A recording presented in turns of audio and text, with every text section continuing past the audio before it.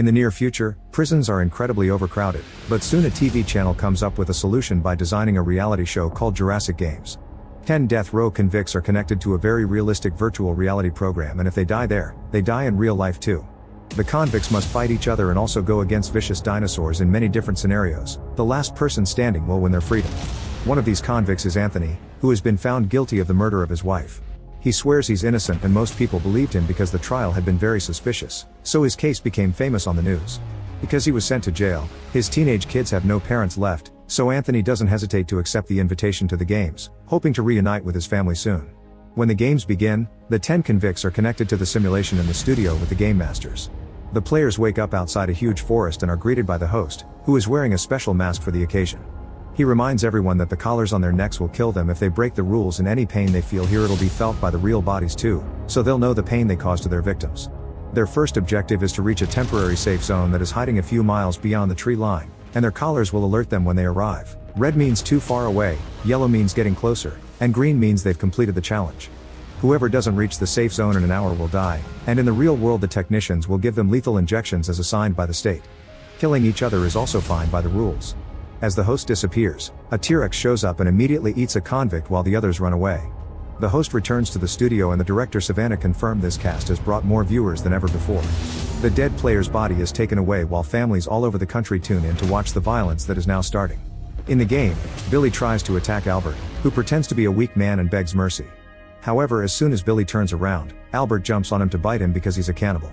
Billy manages to push him off and runs away bleeding. Back to the host, he explains the stages of the game to the audience. The first one is the woods, the second one will be a maze, the third one will be a minefield, and the fourth one will be a surprise to keep the public intrigued. All 4 stages have deadly dinosaurs in them. Then the screen begins showing the profiles of the convicts, describing the crimes they've committed, while Savannah checks on the technicians to be sure security is doing well, because they often have hackers attempting to breach their firewalls. Afterward, the host also says goodbye to the first victim while the camera centers on a grieving man before showing an instant replay of the death. The host tells the audience not to feel bad for the dead convict because he was a school bomber, and even plays security footage of his crimes. Back in the game, Billy comes across Joy and corners her against a tree to grab her by the neck. Before he can kill her, Anthony shows up and shoves Billy away, triggering a fight. Billy is bigger and stronger, so he easily overpowers Anthony, who suddenly throws dirt at Billy's eyes to distract him and knock him down with a rock. Then Joy grabs another rock and finishes Billy off, which makes Anthony uncomfortable. Joy calls him a coward and says she's here to kill everyone, but they end up leaving together anyway. After they're gone, 2 small dinosaurs show up to fight over Billy's body. Meanwhile, in the real world, lots of protesters are trying to get the game shut down, but they're ignored. Reporter Laura visits Anthony's kids for an interview, and the daughter sends Anthony a message, telling him to survive. However, the son immediately points out his father is innocent and demands the games to be stopped. When Laura leaves with her guard, they have to avoid a bunch of protesters who try to block their way. As more dinosaurs appear in the woods, Savannah scolds her technicians for not spawning the creatures closer to the players since the audience is starting to get bored. Anthony continues to walk with Joy, who says she believes Anthony is innocent before attacking him.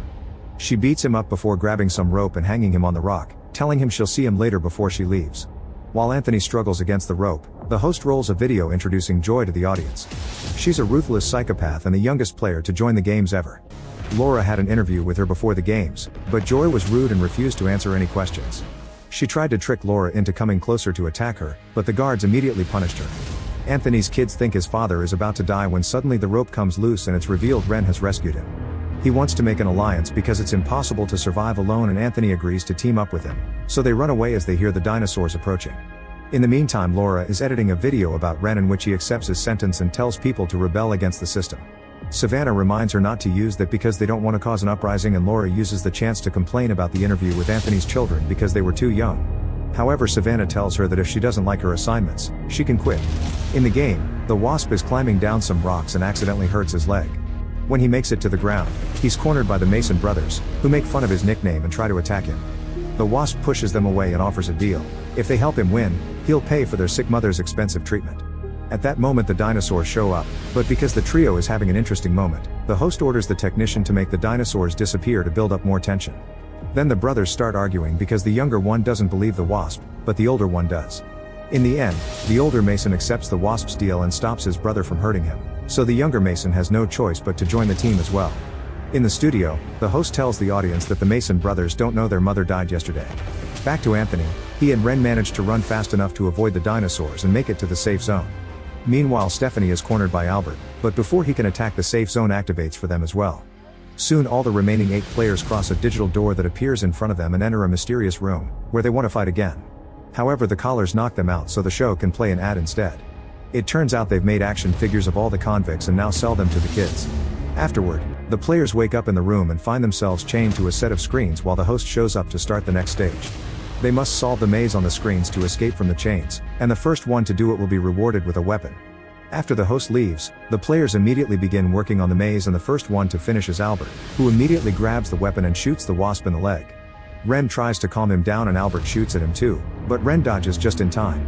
At that moment, Anthony finishes the maze as well, and once the chain is gone, he knocks down Albert and takes the weapon.